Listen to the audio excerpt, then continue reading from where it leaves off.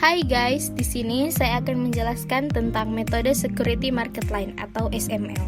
Namun, sebelum kita masuk ke dalam penjelasan materi SML, saya akan memberitahukan kepada teman-teman tentang apa itu teori portofolio dan analisis investasi. Jadi, teori portofolio dan analisis investasi membahas tentang pemahaman mengenai lingkungan investasinya, instrumen-instrumen investasi, dan proses pengembalian keputusan investasi. Lingkungan investasi yang akan dibahas adalah pasar modal ketika aset keuangan dapat dijual dan dibeli, baik secara umum dan secara online. Instrumen-instrumen investasi yang dibahas adalah saham, obligasi, dan reksadana. Proses pengembalian keputusan investasi yang akan dibahas termasuk teknik penentuan return dan risiko, model keseimbangan, proses keputusan membeli dan menjual saham, dan juga pembentukan portofolio. Nah, sekarang kita masuk ke dalam materi SML. Dan pertama tentunya kita membahas tentang pengertian SML. Garis pasar sekuritas atau Security Market Line adalah sebuah spesifikasi dari CIPM akan bagaimana risiko dan tingkat laba yang dibutuhkan untuk aset, sekuritas, atau portofolio terkait. Security Market Line atau garis pasar sekuritas adalah garis yang menghubungkan tingkat return harapan dari suatu sekuritas dengan resiko sistematis atau beta. SML juga menilai sekuritas secara individual dalam kondisi pasar yang seimbang dan resiko sistematis diukur dengan beta. Konsep beta sendiri sangat penting bagi CIPM dan SML.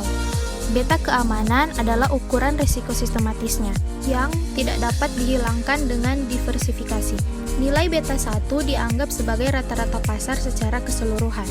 Nilai beta yang lebih besar dari 1 menunjukkan tingkat risiko yang lebih besar dari rata-rata pasar, dan nilai beta yang kurang dari 1 menunjukkan tingkat risiko yang kurang dari rata-rata pasar. Garis pasar sekuritas biasanya digunakan oleh pengelola uang dan investor untuk mengevaluasi produk investasi yang mereka pikirkan untuk dimasukkan ke dalam portofolio.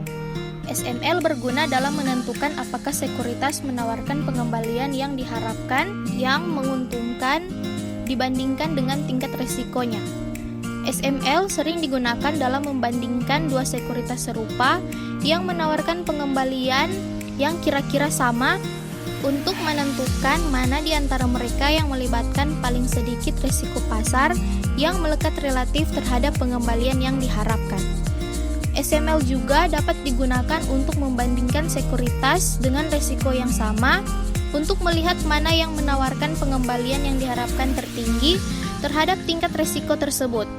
Tetapi, meskipun SML dapat menjadi alat yang berharga untuk mengevaluasi dan membandingkan sekuritas, SML tidak boleh digunakan secara terpisah, karena pengembalian yang diharapkan dari investasi di atas tingkat pengembalian bebas risiko bukan satu-satunya hal yang perlu dipertimbangkan ketika memilih investasi.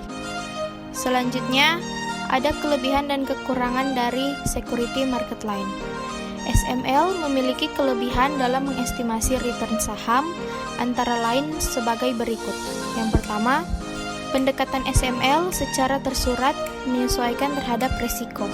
Yang kedua, pendekatan SML dapat diterapkan ke perusahaan selain menyesuaikan yang hanya memiliki tingkat pertumbuhan dividen yang tetap. Yang ketiga, dapat digunakan untuk perhitungan jangka pendek. Yang keempat, mudah mendapatkan data yang dibutuhkan. Dan yang terakhir, membutuhkan waktu yang relatif singkat untuk mengestimasi return. Dan Security Market Line memiliki kekurangan, yaitu mengharuskan untuk memperkirakan dua hal, yaitu premi risiko pasar dan koefisien beta. Sehingga, jika perkiraan kita buat sangat lemah, maka akan menjadikan hasil estimasi kurang akurat. Berikutnya ada konsep SML. Jadi, risiko sekuritas dicerminkan dari beta karena pada pasar yang seimbang, portofolio yang terbentuk sudah terdiversifikasi dengan baik. Atau, risiko yang relevan adalah beta. Dengan persamaannya sebagai berikut, yaitu premi risiko atas suatu sekuritas sama dengan beta kali premi risiko pasar market risk premium, atau premi risiko sama dengan BI kali ERM kurang RF. Lalu, ada manfaat dari SML. Pada kondisi equilibrium, maka semua portofolio akan berada di garis SML atau tingkat return yang kita harapkan, atau expected return, sama dengan tingkat return yang diisyaratkan investor dengan persamaan sebagai berikut, yaitu KI sama dengan RF tambah BI dikali ERM dikurang RF. KI itu tingkat return yang diisyaratkan investor atau required rate of return. Selanjutnya, kita masuk ke dalam rumus dari materi SML. Berikut ini merupakan rumus dari security market line, yaitu ERI sama dengan RF tambah BI dikali ERM kurang RF. Dengan keterangan ERI adalah expected return, RF adalah risk free, BI adalah resiko sistematis, dan yang terakhir ERM adalah pengembalian pasar yang diharapkan.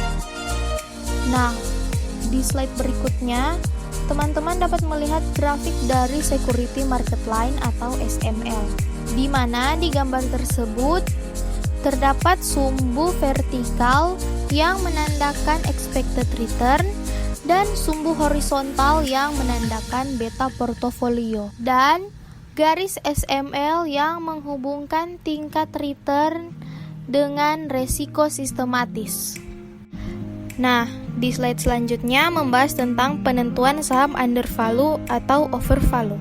Seperti yang kita lihat di gambar di samping, bahwa ada dua sumbu yang melewati garis security market line. Dengan kata lain, bisa diartikan saham tersebut bisa dinyatakan undervalue karena berada di atas garis security market line, atau expected return-nya lebih besar dari required rate of return. Sedangkan dua sumbu yang tidak melewati garis security market line sudah dipastikan overvalue karena ia berada di bawah garis security market line, atau expected return-nya kurang dari required rate of return-nya.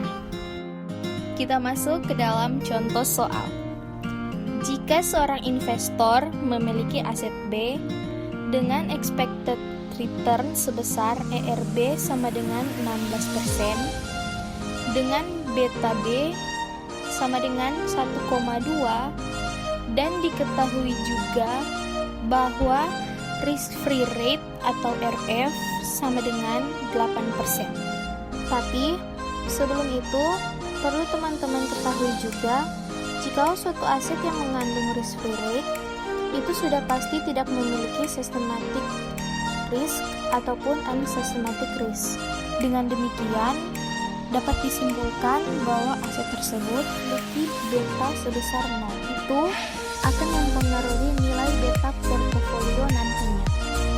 Lanjut, jika investor membentuk portofolio yang terdiri dari aset B dan aset dengan risk free rate dan investasi pada aset B sebesar 25% dari total investasi, nah, bagaimana cara kita menghitung expected return portofolionya atau nilai return yang diharapkan dari portofolio tersebut?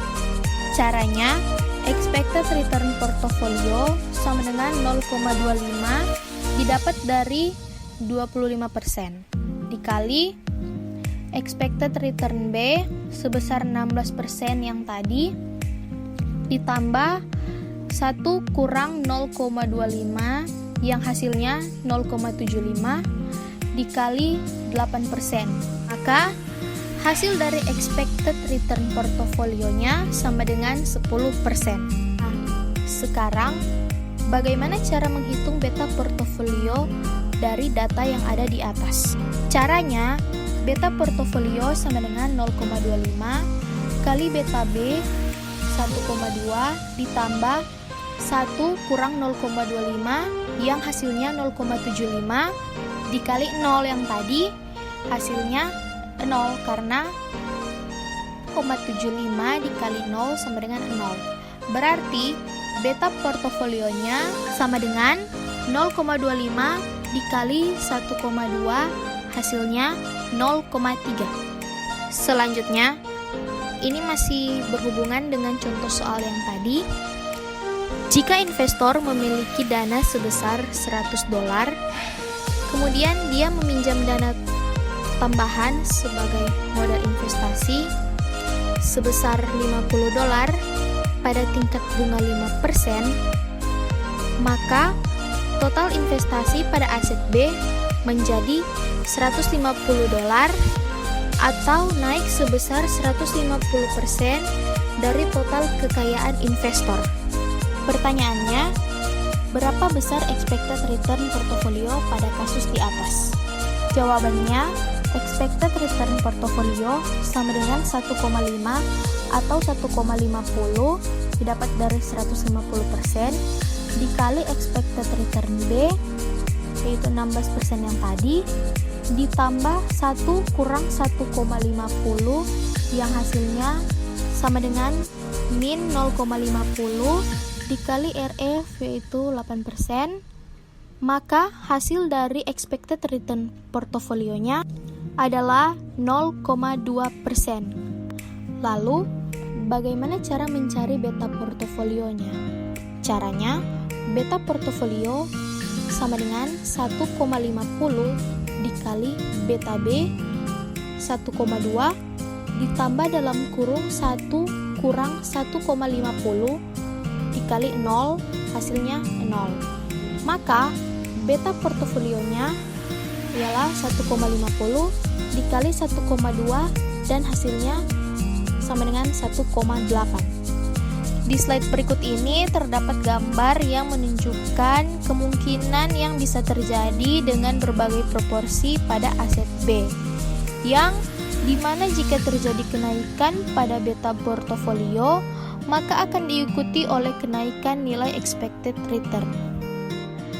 Di slide berikutnya, ini ada contoh grafik SML dari soal yang kita buat tadi, di mana sumbu vertikal menunjukkan expected return portofolio atau RRP, sedangkan sumbu horizontalnya menunjukkan portofolio beta atau BP. Berdasarkan data dari soal sebelumnya yang menyatakan bahwa expected return B sama dengan 16%, beta portofolio B-nya sama dengan 1,2 dan risk free-nya 8%, maka kita akan menarik garis SML yang nantinya akan menghubungkan expected return dengan beta portofolio. Karena seperti yang saya jelaskan di awal, bahwa pengertian dari SML itu kan menghubungkan antara tingkat return dengan risiko sistematis.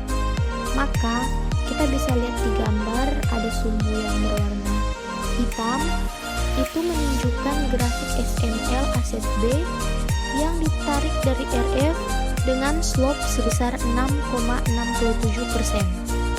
Nah, selanjutnya slope dihitung dengan cara yaitu slope sama dengan expected return aset kurang risk free per beta portofolio B. Jadi 16% kurang 8% per 1,2, hasilnya 6,67%. Sekian dari saya, semoga materi yang saya jelaskan ini bisa berguna bagi teman-teman. Jangan lupa like, comment, share, and subscribe. Terima kasih, bye-bye.